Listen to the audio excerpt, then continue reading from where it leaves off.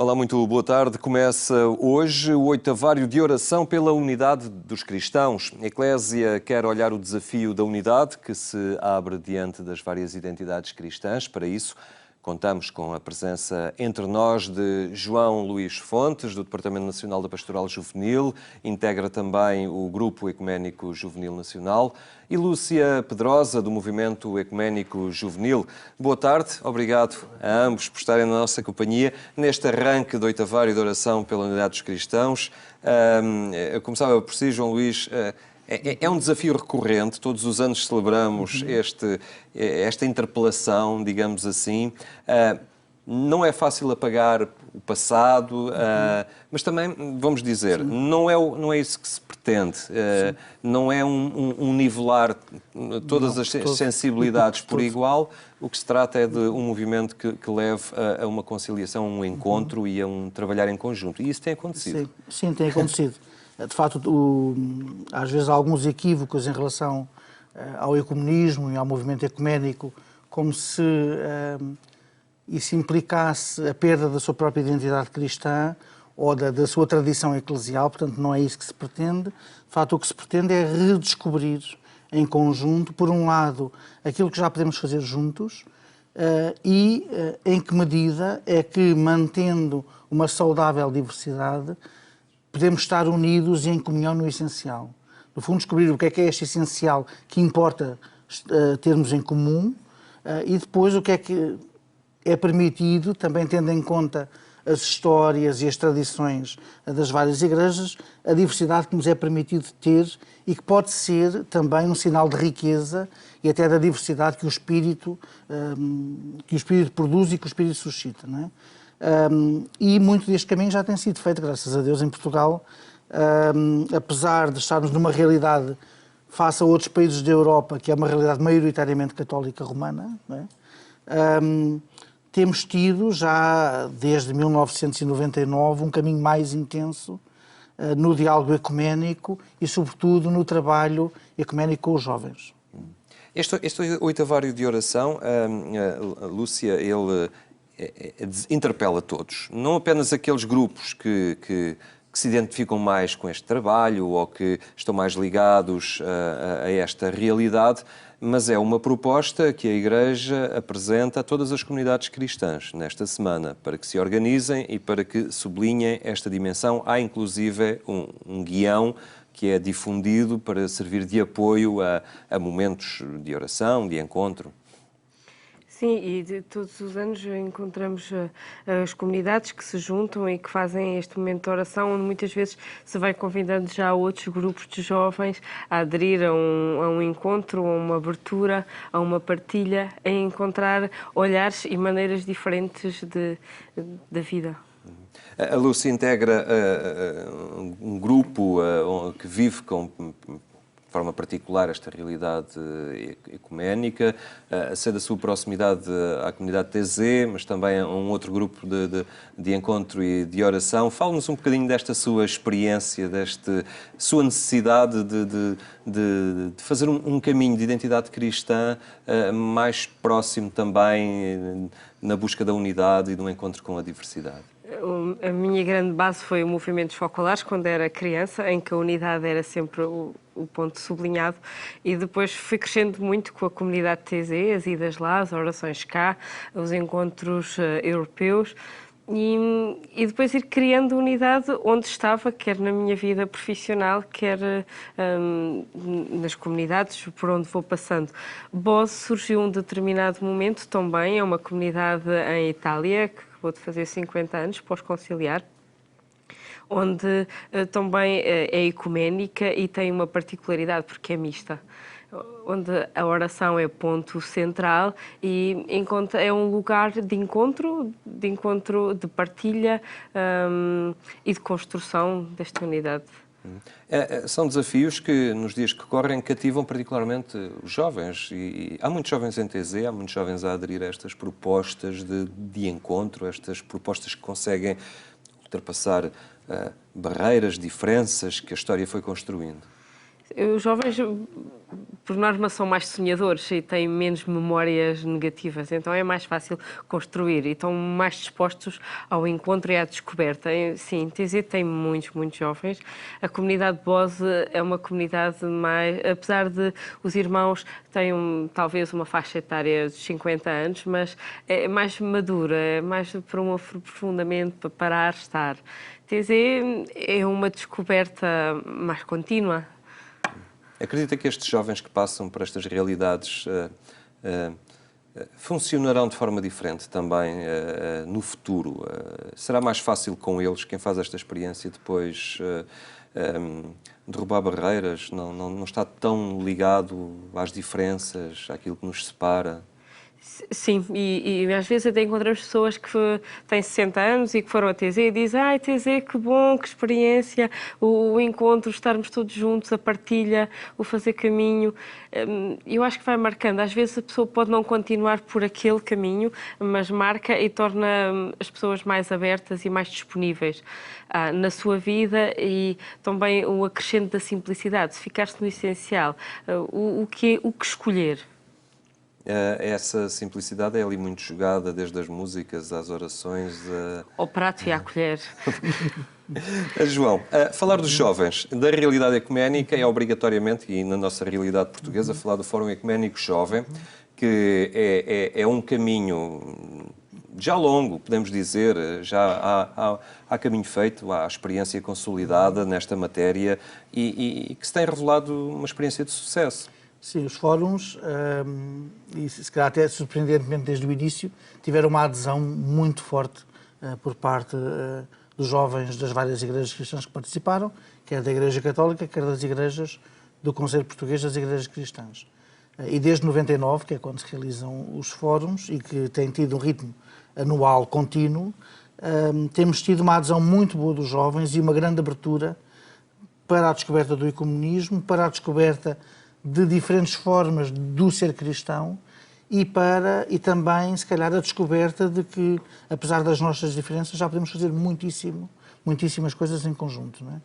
E, no fundo, o oitavário é uma forma de trazer para um nível mais local, nesta dinâmica juvenil, trazer para um nível mais local e concretizar o nível mais local aquilo que vai sendo o caminho também feito ao nível dos fóruns ecuménicos, com encontros em cada uma das dioceses, encontros de oração, e depois dentro daquilo que são as possibilidades locais, que se podem traduzir ou numa grande celebração semanal, que é o que acontece, por exemplo, em Lisboa, ou em celebrações ao longo de toda a semana, como acontece, por exemplo, no Porto, onde há celebrações diárias em sítios diferentes, de modo a descobrir também a diversidade das igrejas envolvidas, ou também em Aveiro ou em Coimbra. E eu penso que isso torna muito enriquecedor. Claro que depois o desafio é, dentro do possível, dar continuidade a este tipo de experiências durante o resto do ano, não é?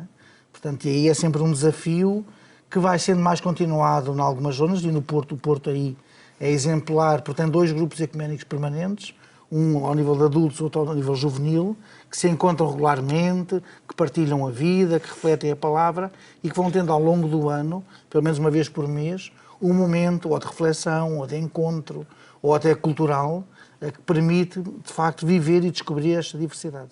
Há aqui uma dimensão também pedagógica muito importante nos fóruns ecuménicos jovens, que é o facto de levar os jovens de determinada sensibilidade cristã quando se preocupam em conhecer os outros, não é? Automaticamente também estão a adquirir uma maior consciência de si próprios, do seu próprio caminho, não é? Sim. E isto fortifica nas 2 dimensões, não é? Dentro da igreja a que se pertence e também no conhecimento das outras. Sim, e sobretudo nos tempos que correm é muito importante esta educação para perceber que a descoberta do outro e da diferença do outro não me diminui, nem põe em perigo a minha própria identidade, não é? E isto é uma questão que é transversal, não é só ao nível religioso, mas é também ao nível cultural, ao nível da relação entre os povos, não é? E numa Europa que hoje se debate muito com o acolhimento daqueles que vêm com outra cultura, com outra religião, e até que ponto é que isso põe ou não em perigo uma forma de vida europeia, seja isso o que for, mas é importante perceber que o acolhimento do outro e que o respeito dessa diferença não me põe em causa, pelo contrário, enriquece-me e ajuda a alargar o meu olhar, não é? E o coração. Não só o olhar, mas o coração. Lúcia, estamos a referir esta realidade, precisamente do momento histórico que vivemos e um momento que coloca muitos desafios. Esta percepção da diferença diante das realidades com que a Europa agora se confronta, podemos estar num momento de viragem para o bem e para o mal, ou seja, por um lado temos estas experiências maravilhosas da unidade e do encontro e da aceitação da diferença, mas por outro lado também há uma emergência de nacionalismos, de fechamento, de construção de muros. Estamos num ponto em que se pode virar para uma aposta positiva ou para uma catástrofe? Vai sempre acontecer dos dois lados. Agora, depende do que é que cada um de nós vai construindo onde está. Eu lembro-me que há uns 6 anos fiz uns workshops com um jovem que eu conheci da comunidade muçulmana e fizemos uns workshops para ajudar a descobrir o que era o islamismo, quais são os seus pilares, etc. E interessante, de uma vez levei para aí 50, 150, da outra 150 e sempre aderiram muitos jovens católicos e o grande espanto era, mas temos tanta coisa em comum, temos tanta coisa em comum. E eu acho que agora, ou ficamos agarrados aos nossos medos e isso vai nos paralisar, ou temos a coragem de saltar e começar a conhecer e começar a aprofundar e perceber que não são todos iguais e só por terem um selo que somos isto ou somos aquilo, que não significa tudo. Eu acho que isto necessariamente nos tem que levar a aprofundar os conhecimentos e a relação. E eu penso que estes caminhos ecuménicos, estes caminhos de abertura, têm que ser muito olho a olho, muito mais do que só com o telemóvel, mas tem que ser olho a olho. Temos que cada vez mais construir relações. E outro dia dizia numa vigília da paz em Lisboa, o nosso cardeal chamava-nos a atenção que era urgente aprofundarmos o interculturalismo e não o multiculturalismo. Era urgente criar mais relação.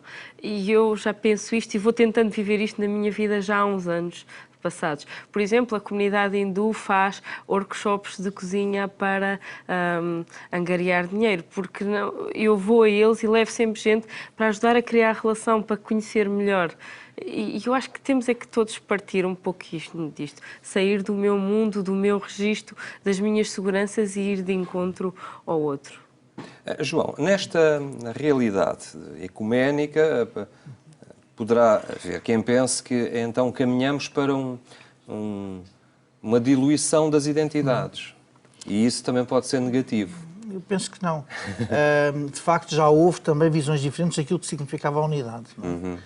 Portanto, havia a ideia da unidade como um regresso todos ao ser católico. Exatamente. Portanto, e hoje percebemos que a unidade terá que ser uma unidade entendida enquanto comunhão. Ou seja, naquilo que o Concílio Vaticano II foi muito claro em relação a isso.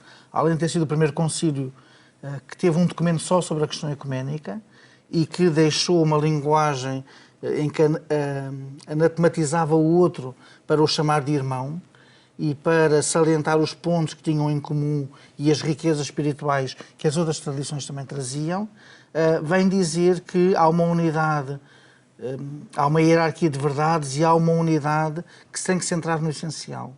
Porque depois há toda uma pluralidade, uma diversidade que deve ser admitida e, acima de tudo isso, deve haver caridade. Achei muito curioso porque durante estes domingos vamos ler precisamente, estamos a ler a Carta de São Paulo aos Coríntios, a primeira, onde Paulo se confronta precisamente com isto, desta questão da diversidade no interior da comunidade, dos dons que não se apagam, nem se anulam uns aos outros, mas como o caminho mais excelente, além de perceber que a comunidade tem que ser comunidade, ou seja, tem que ser comunhão, como o dom mais excelente, e que ele vai apontar, e por exemplo a Teresa Domingos Justo descobre isso de uma forma fantástica, é o amor. Portanto, e que o amor é o caminho onde tudo isto faz sentido. Portanto, e onde tudo isto se percebe com uma profundidade outra. E, portanto, eu acho que não há também depois caminho ecuménico, além de perceber que esta unidade é sobretudo uma comunhão no essencial, depois com uma pluralidade de manifestações e de expressões, é sobretudo um caminho de conversão e um caminho de mudança de coração. E por isso os textos desta semana, os textos que nos são propostos pela Letónia, pelos cristãos da Letónia este ano, O tema parece aparentemente inócuo, proclamar as maravilhas dos Senhores, mas depois o texto do Evangelho que é proposto para a leitura é o texto das bem-aventuranças e de ser sal da terra e luz do mundo. Precisamente para dizer que esta percepção da vocação que temos todos juntos, que somos um povo chamado por Deus e um povo chamados para o seu louvor e para a missão, é um povo que é chamado a viver ao jeito das bem-aventuranças, ou seja, com um coração convertido. Muito ao jeito de Tésia, o irmão Roger dizia muito que a espiritualidade de Tésia é a espiritualidade das bem-aventuranças, da simplicidade, da misericórdia e da bondade. Não é? E isso implica mudança de coração, implica uma vida apostada em ir ao encontro do essencial que é Cristo. Lúcia, vivemos um momento também histórico em que os sinais de unidade, os sinais de entendimento são vitais para a construção do processo de paz, não é? E para sanar conflitos, a conflitualidade que há hoje em tantas zonas do mundo e neste momento, se calhar, nesta época particular, sinais que surjam de convivência, de entendimento entre aqueles que aparentemente trilhavam caminhos díspares, é sempre um gesto significativo construtor de paz. E urgente, mas isso vai sempre ter os poderes, os governos, as entidades podem determinar, mas essas coisas têm que partir de cada um. Um trabalho prévio e de uma abertura interior do espírito de cada um. E depois as coisas seguem por exemplo, não é? Falar da realidade ecuménica, e estamos no oitavário da oração pela unidade dos cristãos, podemos dizer que ainda é, na Igreja, algo que fica um tanto ou quanto não tem a visibilidade que deveria ter. Pelo facto de esmagadoramente, ou maioritariamente, em Portugal, vivermos uma tradição católica, talvez isto retire algum impacto a esta Semana da Unidade. Seria de valorizar mais nas comunidades cristãs esta proposta?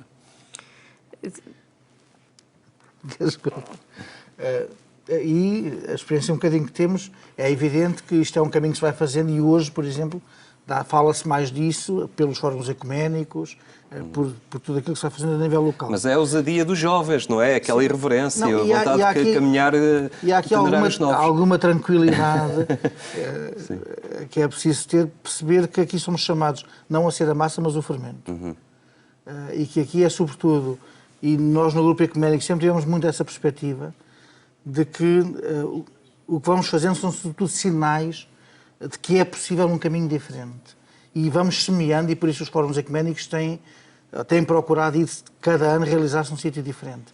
Precisamente para desafiar, interrogar, deixar a semente e deixar a massa levedar com aquele fermento que se vai lançando.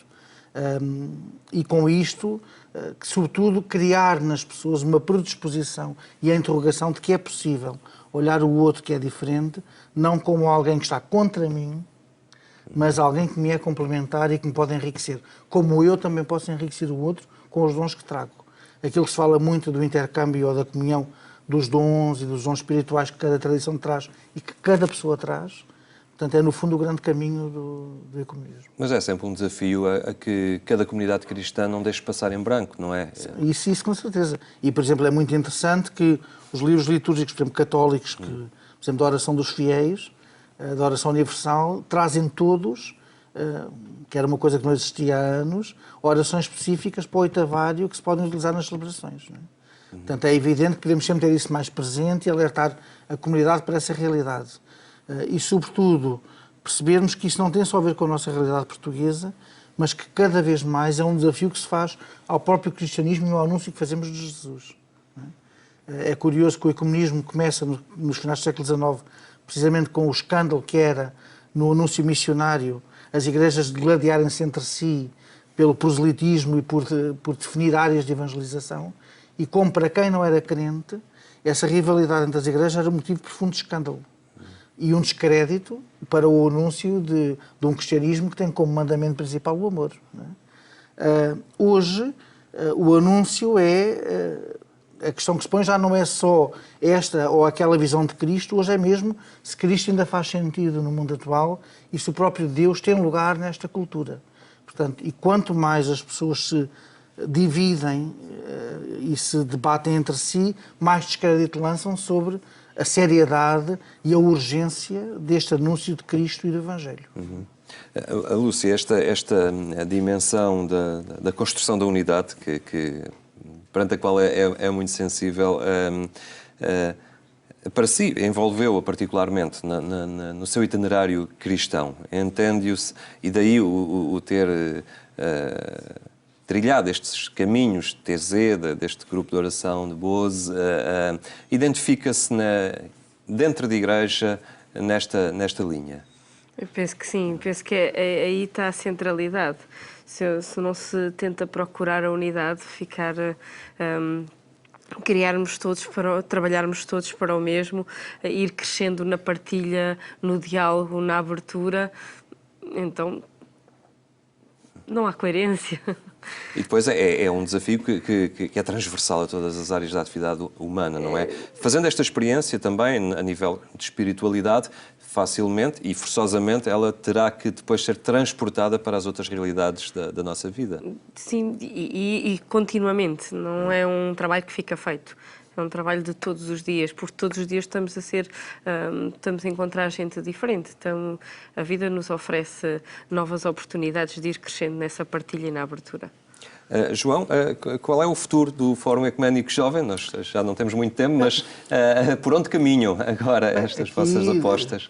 A ideia será continuar, evidente, com estes encontros nacionais e, sobretudo, estimular a que localmente se possam desenvolver mais iniciativas. Portanto, ou seja, que desta dimensão do semear que o Fórum vai apostando, se passe também para pensar, em termos locais, as continuidades e as permanências. Isso tem sido muito sublinhado com esta itinerância do Fórum Ecuménico Jovem, não é? Pelo país. E sem dúvida, há sítios onde já voltámos e há outros onde se vai pela primeira vez e, de facto, a adesão juvenil tem sido muito interessante e muito surpreendente, não é? A questão agora é, muitas vezes, depois tentarmos também dar continuidade em termos locais a isto.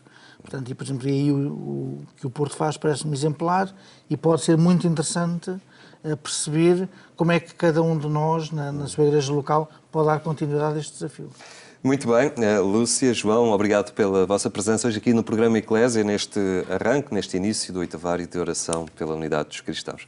Obrigado. É o desafio da unidade no momento em que a união entre religiões e sensibilidades cristãs é um forte contributo e sinal para a paz. A terminar, recordo ainda que mais logo a edição rádio do programa Eclésia passa pela Antena 1, quando forem 22h45. Tenha então uma muito boa tarde e até amanhã, se Deus quiser.